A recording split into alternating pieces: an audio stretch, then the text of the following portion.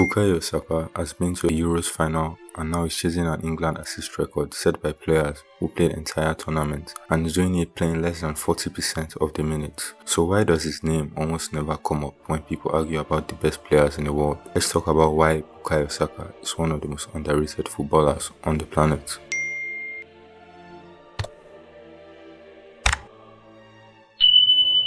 At Arsenal, Saka has racked up 82 goals and around 62 assists in 316 appearances. For a player who came through the academy at 7 years old and has barely missed a big match since breaking into the first team. For England, he's sitting at 14 goals in 50 caps, and this World Cup, despite starting just twice through 5 games and playing barely 200 of a possible 500 minutes, he's already provided 3 assists, the most an Arsenal player has ever managed at a single World Cup, more than Dennis Bergkamp managed in 1998. He's 1 assist away from an England World Cup record. Do the math on that, a goal contribution every 81 minutes in limited time, off the bench half the time. That is an absurd rate of production for someone who rarely gets talked about in the same breath as the sport's biggest names. Here's the part that doesn't show up in a highlight reel. Look at who's actually scoring off Saka's service this tournament: Jude Bellingham, including Marcus Rashford. In Arsenal's title-winning season, it's one of the most prolific chance creators in the entire Premier League, routinely sitting in the top percentiles for expected assists and key passes. That's the profile of a player who isn't just finishing plays, he's the one starting them.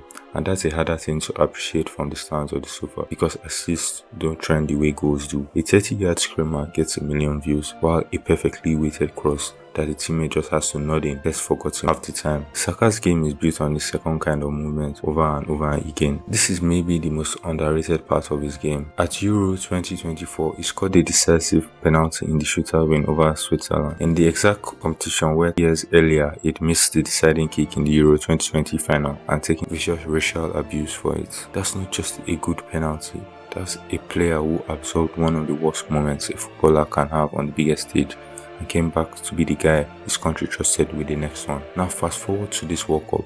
Saka has been managing an Achilles issue through the tournament, playing through it and still delivering the assists that put England ahead against Mexico in the round of 16, a genuine World Cup knockout match at the Azteca, to a place in the quarterfinals on the line. Big moments, limited fitness, delivers anyway. That's a pattern that Saka has. The numbers are this good and the moments are this big. Why isn't Saka in the conversation the way Bellingham, Haaland or Mbappe are? Part of it is position. Why players who create more than they score get undersold in an era obsessed with goal counts and highlight compilations. A striker who scores 25 gets called a superstar. A winger who sets up 20 and scores 12 gets called solid, even though the total output might be just as valuable or more. Part of it is England's own quarter-final history and hype cycle. When a golden generation full of Bellingham, Kane and Foden gets the headlines, a player who does the job quietly and efficiently without diving into the penalty area demanding the ball tends to get fouled on the ass, on the reliable instead of elite. And part of it, honestly, is that Saka has never chased the spotlight. He doesn't have the theatrical goal celebrations